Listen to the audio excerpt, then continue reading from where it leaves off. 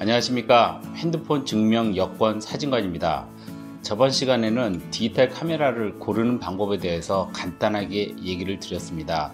제일 처음에 중요한 것은 CMOS라고 말씀드렸고, 그 다음에 디지털 엔진, ISO, 초점 영역, 셔터 스피드, 그리고 동영상에 대해서 간단하게 말씀드렸습니다. 그 중에서 제가 강조한 부분은 CMOS하고 초점 영역을 말씀드렸습니다. 세 번째로 동영상에 대해서 말씀드리겠습니다. 필름 카메라에서 디지털 카메라로 많이 발전을 했는데, 엄밀히 따지면 디지털 카메라도 필름 카메라의 연장입니다. 사실은 그 당시에 비해서 디지털 카메라가 많이 달라졌냐 하면 그렇게 달라진 건 없습니다. 단지 달라진 것은 필름 카메라에 찍는 그 필름 카메라 부분에 CMOS라는 칩이 들어가서 거기에서 필름의 역할을 대신하는 것 뿐입니다. 그런데 특이하게 한 가지가 있습니다. 달라진 게 뭐냐 하면 디지털 카메라에 동영상 기능이 추가된 것입니다. 단지 요즘에 아쉬운 것은 뭐냐 하면 스틸 카메라에 동영상 기능을 붙여가다 보니까 동영상은 사실은 계속 움직이는 화면을 쫓아가야 되는데, 그 움직이는 화면을 쫓아가면서 포커스를 잡아주는 게 동영상의 기술입니다. 그것은 기존에 옛날에 캠코더 기능을 가지고 있던 회사들은 기술이 많이 축적되어 있어서 굉장히 잘 되는데, 캐논 같은 경우에는 제가 사용을 해보니까 움직이는 동영상을 계속 포커스를 잡아갖고 찍어주는 기능이 약합니다. 그래서 스틸 카메라를 한 80% 정도 찍고 20% 정도는 동영상 카메라를 쓴다라고 할 때는 캐논을 쓰는 게 맞지만, 만약에 내가 주로 쓰는 것이 동영상으로 찍는다 그러면은 소니라든지 다른 캠코더를 쓰는 게 맞습니다.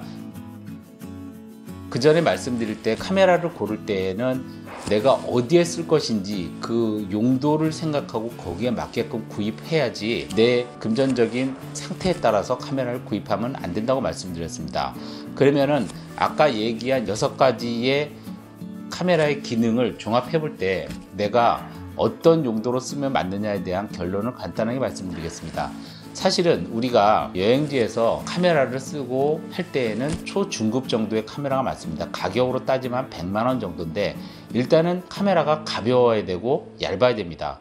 카메라가 사실은 두껍습니다. 렌즈의 폭도 있지만은 카메라 바디의 폭이 두껍습니다. 왜냐하면 그 안에 거울이 들어가 있습니다. 그래서 요즘에 나온 미러리스라는 건 말 그대로 미러, 이 거울이 없기 때문에 좀 얇아진 겁니다. 그리고 좀 가벼워졌기 때문에 미러리스 카메라를 쓰시면은 상당히 도움이 많이 될 겁니다. 그리고 이제 고급 이상의 카메라를 써야 되는 경우가 있는데, 고급 이상의 카메라는 망원 렌즈를 껴갖고 썼을 때의 카메라입니다. 그러니까 주로 스피드를 유하는, 예를 들어서 공중에 날아다니는 새라든지 아니면 빠르게 움직이는 피사체, 말이라든지 또는 자동차 경주용에서 쓸 때에는 고급 카메라를 써줘야 됩니다. 셔터 스피드는 당연히 8000분의 1초짜리를 써야 되겠고요. 그리고 또 풍경사진을 찍는데 산에 가서 노을을 찍는다든지 할 때에도 굉장히 고급 카메라를 유효하고 렌즈도 망원 렌즈를 유효합니다. 그런 경우에 아주 멀리 있는 피사체를 찍을 때에는 CMOS가 커야 됩니다. 그리고 또 중요한 거는 렌즈가 있는데, 렌즈가 망원 렌즈로 500mm 정도 돼야 되는데,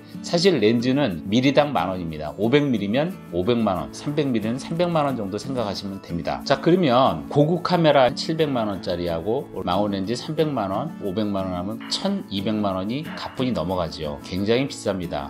취미생활 하기에는 사실 굉장히 부담되는 가격입니다. 일반적으로 초중급용은 여행지에서 찍을 때 쓰는 것이고, 그 다음에 중고급용은 자기가 어떤 목표, 예를 들어서 경마라든지 자동차 경주라든지 공중에 날아다니는 새라든지 이런 것을 찍고자 할 때에는 고급용을 써야 됩니다. 처음부터 자기가 목표한 게 만약에 고급용이라고 한다면 처음에 부담이 된다 그러면 사실 저가 카메라를 써가면서 자기의 노하우를 익히고 고가 카메라로 이전하는 것도 방법 중에 하나입니다.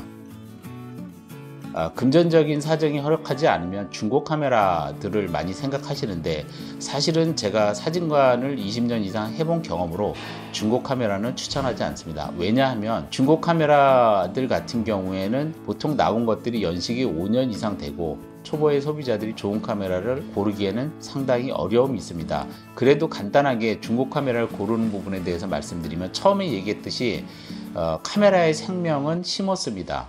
카메라마다 수명이 있는데 보통은 시모스를 쓰는 기록이 중급 이하 정도는 15만 컷 되고 고급 카메라는 30만 컷이 넘습니다.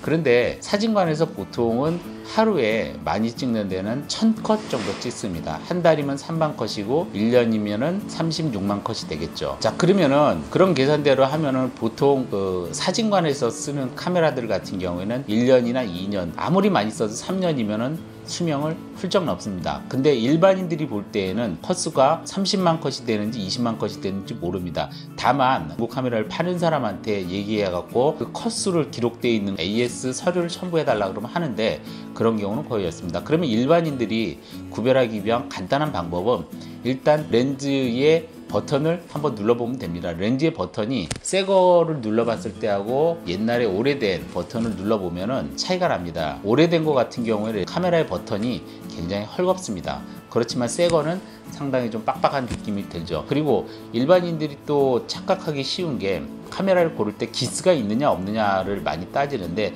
사실 중고 카메라를 고르는데 카메라가 떨어져 갖고 파손이 됐으면 모를까 생활 속에서 장기 쓰는 중고 카메라를 고르는데 요인은 되지는 않습니다. 오히려 사진관에서 쓰는 카메라들은 기스가 거의 없습니다. 왜냐하면 삼각대에 매달아 놓고 쓰기 때문에 기스 날 일이 없습니다. 그리고 또 중요한 거는 카메라의 연식입니다. 카메라의 연식이 5년 이상 된 중고 카메라는 사지 않는 게 좋습니다. 왜냐하면 카메라가 보통 5년 이상 10년 이상 연식이 됐다고 하면은 거의 한 70% 정도는 그 사람이 굉장히 애용하고 많이 썼다는 얘기입니다. 심지어는 사진관에서 쓴 카메라 같은 경우에는 10년 이상은 보통 쓰고 10년이 지나면은 디지털 엔진 또는 시모스가 문제가 있어서 파는 경우가 많습니다. 그리고 렌즈에 대해서 저번 시간에 말씀드린다고 했는데 렌즈는 답이 없습니다. 중고 렌즈는 절대 비추입니다. 중고 렌즈는 사지 마십시오. 렌즈는 오래된 렌즈가 되면은 무엇이 문제가 되냐 하면 렌즈에 먼지가 낍니다. 5년 10년 되면은 렌즈를 잘 보관하고 팜에다 잘 보관하더라도 렌즈 막 사이에 먼지가 끼면은 렌즈가 처음에는 시야가 100% 정도 깨끗하게 보이다가 시간이 지나면은 95%, 90%, 80% 정도 떨어집니다. 그렇기 때문에 중고의 가치는 렌즈로서는 아무 의미가 없습니다. 돈이 들더라도 렌즈는 새 것을 구매하는 게 좋습니다. 오늘은 디지털 카메라에 대해서 결론적인 부분을 말씀드렸습니다. 시모스, 디지털 엔진, ISO, 셔터 스피드, 그리고 동영상에 대해서 말씀드렸고요. 그 중에서 중요하게 생각해야 될 것은 시모스하고 디지털 엔진 초점 영역입니다. 그리고 중고 카메라를 살 때에는 카메라 바디에 기스에 신경 쓰지 마시고 카메라의 셔터를 눌러서 셔터가 헐거우냐 아닌가, 그리고 연식이 5년 이상 됐느냐 아니냐, 그거에 따라서 구매하시면 됩니다. 연식이 5년 이상 됐거나 카메라의 셔터를 눌렀을 때 헐거우면은 구매를 안 하시는 게 상책입니다. 지금까지 간단하게 디지털 카메라의 성능과 중고 카메라를 고르는 방법, 그리고 나에게 맞는 카메라를 고르는 방법에 대해서 설명드렸습니다. 감사합니다.